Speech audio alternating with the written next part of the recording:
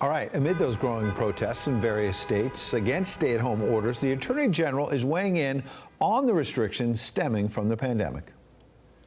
We're looking carefully at a number of these rules that are being put into place, and if we think one goes too far, we initially try to jawbone the governors into rolling them back or adjusting them, and if they're not and people bring lawsuits, we file statement of interest and side with the plaintiffs. As lawsuits develop, as specific cases emerge in the states, we'll take a look at them. Joining us now is Ian Pryor. He's the former Deputy Director of Public Affairs at the Department of Justice. Ian, we appreciate you coming in. Thanks for having me. The Attorney General, William Barr, weighing in there. Chris Wallace was on last hour saying he believed that it was shaky legal ground the Attorney General was on, and he didn't quite understand why he was weighing in at all. How do you answer that? Well, I think what the Attorney General is doing here is he's not necessarily saying that any one thing is onerous or not, but that we are in sort of times that we have not seen probably since World War II, where a lot of these restrictions are certainly going to be burdens on civil rights. Now, just because something is a burden on a civil right doesn't mean it's unconstitutional. And just because the state does something to protect people doesn't mean it is constitutional. So what the Attorney General is doing is saying, I'm going to look at these restrictions, and if something starts to go over what we think is the constitutional line, we're going to try and talk to the municipality or the state. And if that doesn't work and somebody brings a lawsuit, we'll look at weighing in.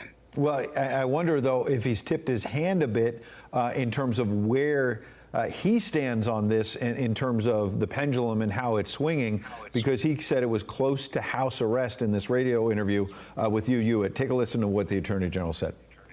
The idea that you have to stay in your house is disturbingly close to house arrest. I'm not saying it wasn't justified. I'm not saying in some places it might be still justified. But it's very onerous, as is shutting down your livelihood. This is something that we've seen with protests around the country. But to say it's close to house arrest when it's something that the president and the White House said, maybe reluctantly, but they had to do because it was a health crisis.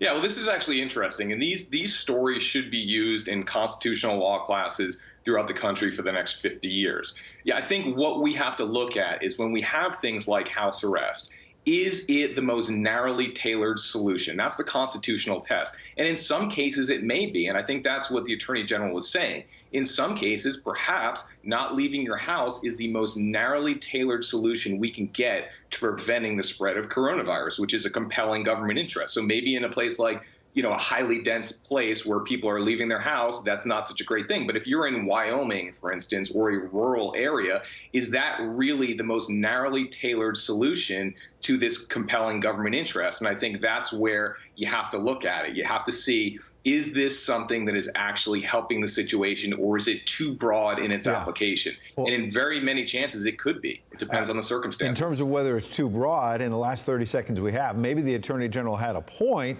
because as we just reported a moment ago, the Michigan governor, under pressure, is now saying, yeah, maybe some of it went too far, and she's pulling back.